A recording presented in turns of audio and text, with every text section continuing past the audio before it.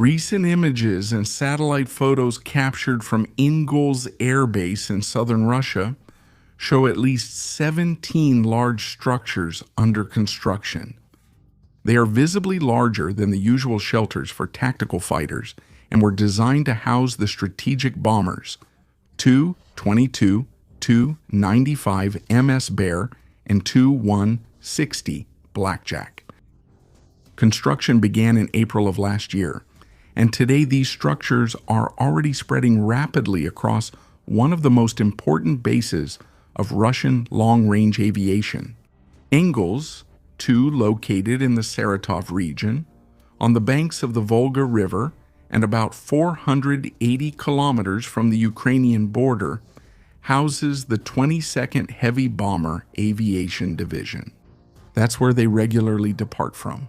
Regularly, the Tu-95 and Tu-160 take off from there to launch Kh-101 and Kh-555 cruise missiles at targets in Ukraine, always keeping a safe distance from Ukrainian airspace.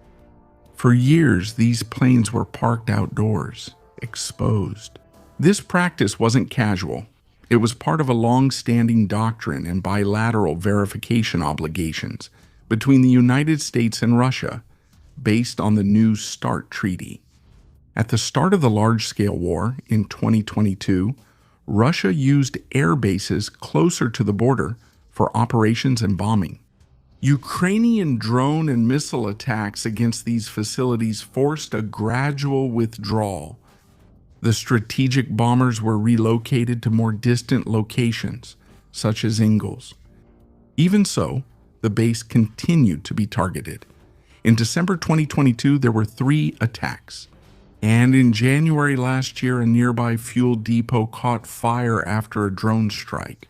2 months later, in March, another attack damaged the weapons storage area.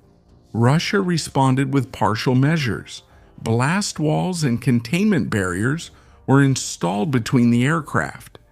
Tires were placed over wings and fuselages, nose cones to confuse seekers and missiles, silhouettes painted on the concrete as decoys, and some hardened shelters for tactical aircraft. The nuclear bombers, however, remained outdoors. In June of last year, Ukraine then carried out Operation Spiderweb. Attack drones were transported in trucks disguised as containers.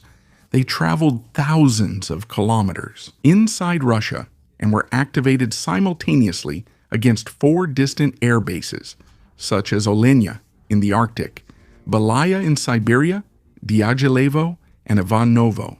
The result was the biggest blow ever suffered by Russian strategic aviation since the beginning of the conflict.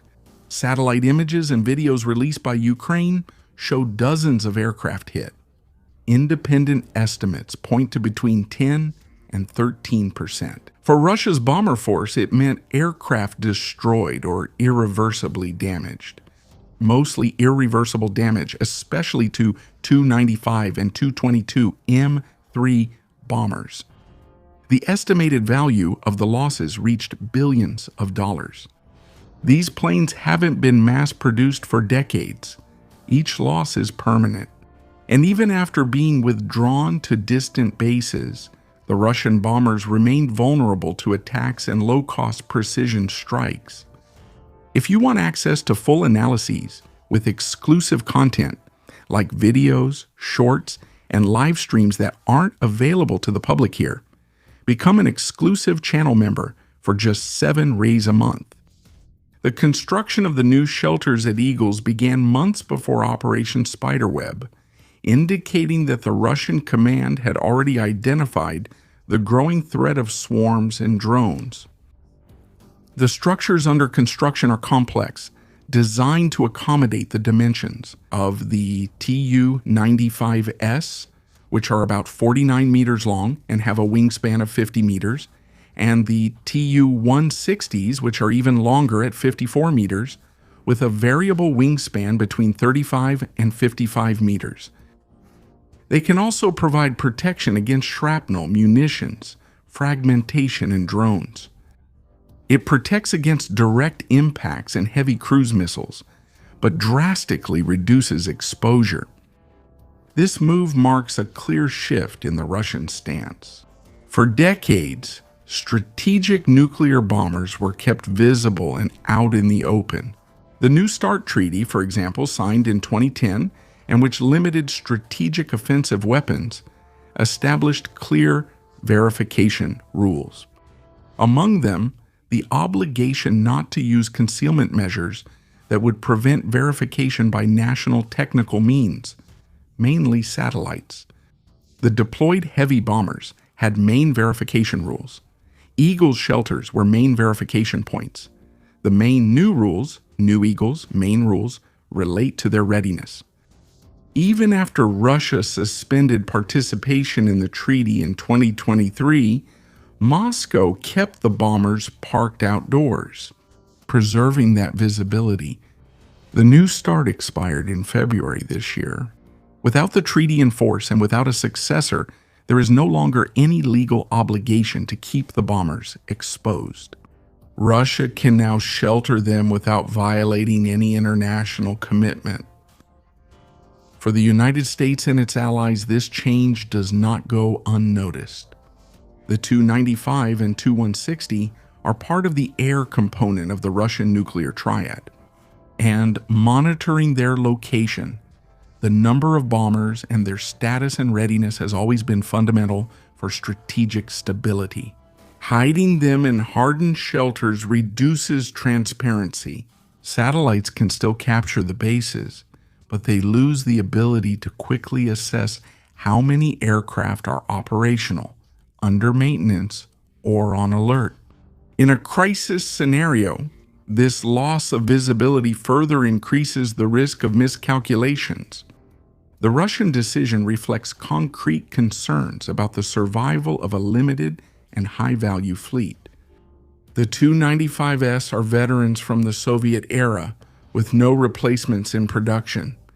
As for the Tu-160s, although they are more modern, their production is slow and expensive.